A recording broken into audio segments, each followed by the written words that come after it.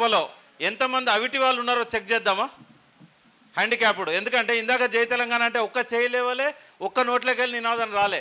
ఇది మనము ఉద్యమ కాలంలో అది ఉద్యమ నినాదం, ఇప్పుడు అది రాష్ట్ర నినాదం. తెలంగాణ అంటే జై హింద్ అన్నంత సమానం. ఒక్కసారి చెక్ చేద్దాం ఎంతమంది అవిటి వాళ్ళు ఉన్నారు, ఎంతమంది మూగ వాళ్ళు ఉన్నారు. జై తెలంగాణ. మీరు కూడా స్టేజ్ మీద కూడా జై తెలంగాణ. ఎందుకంటే ఇంతకుముందు కంటే 10 రెట్లు ఎక్కువ రావాలి. ఎందుకు ఇట్లా మూగపోవాలి మన గొంతులు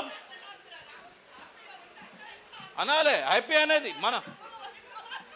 నేను ఇంకోటి కూడా కొంచెం అర్జెంట్ ఉండి నేను వేణుగోపాలాచారి మైక్ తీసుకున్నాను, క్షమించాలి. కాచం గారికి, కాచం ఫ్యామిలీ మెంబర్స్కి, విలేకరులకి, ఈ V3 ఛానల్ యొక్క ప్రతి దగ్గర కూడా ఒక తన వంతు పాత్ర నిర్వహిస్తున్న ప్రతి ఒక్కరికి కూడా, వీక్షకులకు అందరికి కూడా పేరు పేరున ఈ శుభ సందర్భంగా శుభాభినందనలు. ఇందాక గణేష్ గారు చెప్పారు ఒక వార్త ఎట్లా తప్పుడు వార్తగా సెన్సేషన్గా రొటీన్ మీడియాలో వస్తున్నది అని. నేను ఇంకోటి కూడా చెప్తాను.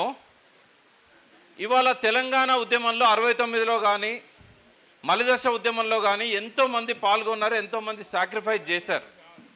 ప్రభుత్వంతో వాళ్ళకి రికగ్నిషన్ రాకపోవచ్చు, కానీ మీడియాలో వాళ్ళకి రికగ్నిషన్ రావాలి. ఇవాళ కాచం సత్యనారాయణ కూడా బాధితుడే. అంత ఉద్యమం చేసినా ఆయనకు ఎటువంటి పదవి కూడా రాలేదు. చాలామంది అటువంటి వాళ్ళు ఉన్నారు.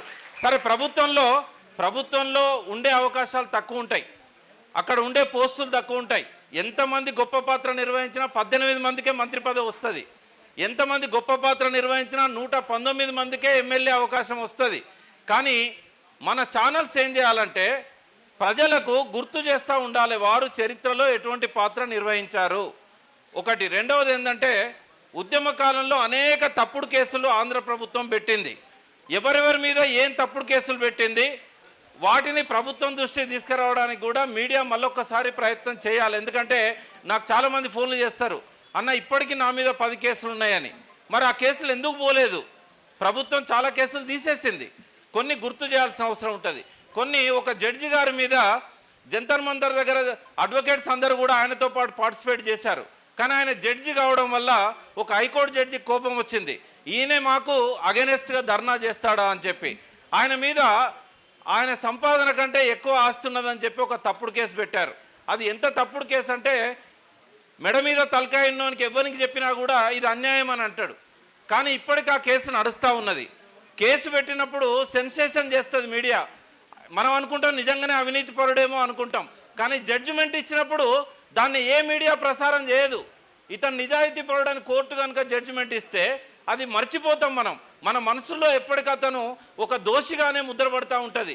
చాలామంది కేసులు అట్లనే జరుగుతున్నాయి. ఏసీబీ వాళ్ళు పెట్టే వాటిల్లో 99% ఏంటంటే నిరపరాధుల మీద కేసులు బనాయించింది సమైక్య రాష్ట్రం. అవన్నీ కూడా ఇప్పుడు కడిగి పారేయాల్సిన అవసరం ఉంది. మీడియా నిర్వహించాల్సిన పాత్ర ఇక్కడ ఉంటుంది.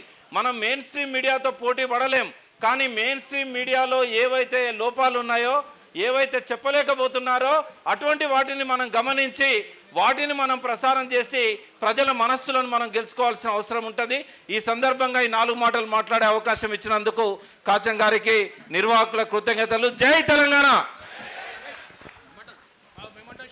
అన్న ప్రకాష్ అన్న యాక్చువల్లీ చాలాసేపు మాట్లాడాల్సినటువంటి ఆవశ్యకత ఉండే, ఎందుకంటే ఉద్యమంలో చూసినటువంటి నేపథ్యం కాబట్టి, మా గురించి క్షుణ్ణంగా తెలిసినటువంటి వ్యక్తి కాబట్టి తెలంగాణ సమాజంలో జరుగుతున్నటువంటి కేసుల విషయం మాట్లాడిండు.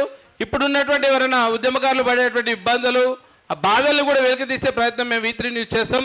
తప్పకుండా ఆ భుజానికి ఎత్తుకుంటామని చెప్పి సభాముఖంగా మేము తెలియజేస్తున్నాం.